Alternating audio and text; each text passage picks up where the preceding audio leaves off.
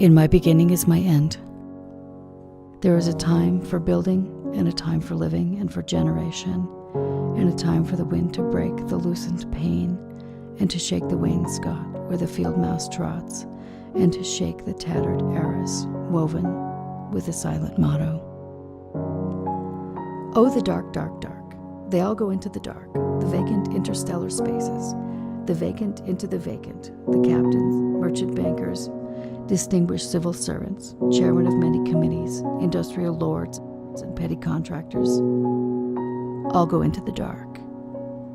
And we all go with them into the silent funeral. As, in a theater, the lights are extinguished, for the scene to be changed, with a hollow rumble of wings, with a movement of darkness on darkness. And we know that the hills and the trees, the distant panorama and the bold imposing facade are all being rolled away. Or as, when the underground train in the tube stops too long between stations, and the conversation rises and slowly fades into silence, and you see behind every face the mental emptiness deepen, leaving only the growing terror of nothing to think about. Or when, under ether, the mind is conscious, but conscious of nothing, I said to my soul, be still, and wait, without hope. The wounded surgeon plies the steel that questions the distempered part. Beneath the bleeding hands we feel the sharp compassion of the healer's art, resolving the enigma of the fever chart. The whole earth is our hospital, endowed by the ruined millionaire, wherein, if we do well, we shall die of the absolute paternal care that will not leave us, but prevents us everywhere. In spite of that, we call this Friday good. In my beginning is my end.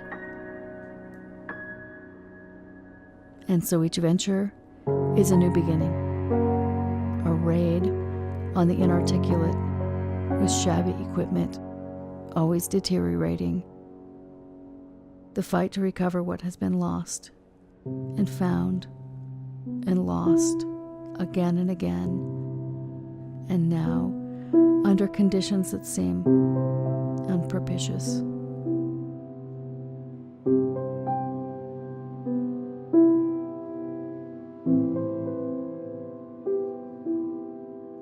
Home is where one starts from. As we grow older, the world becomes stranger, the pattern more complicated of dead and living. Not the intense moment isolated with no before and after, but a lifetime burning in every moment, and not the lifetime of one man only, but of old stones that cannot be deciphered. There is a time for the evening under starlight, a time for the evening under lamplight, the evening with the photograph album. Love is most nearly itself when here and now cease to matter. Old men ought to be explorers. Here and there does not matter.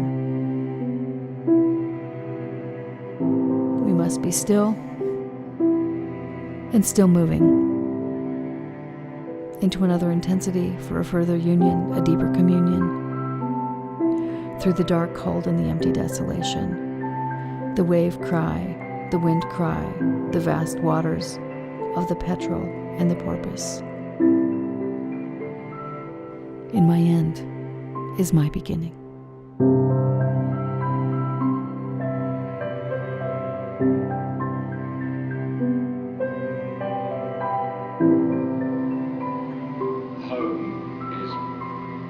Starts from. As we grow older, the world becomes stranger, the pattern more complicated of dead and living. Not the intense moment isolated, with no before and after, but a lifetime burning at every moment, and not the lifetime of one man only, but of old stones that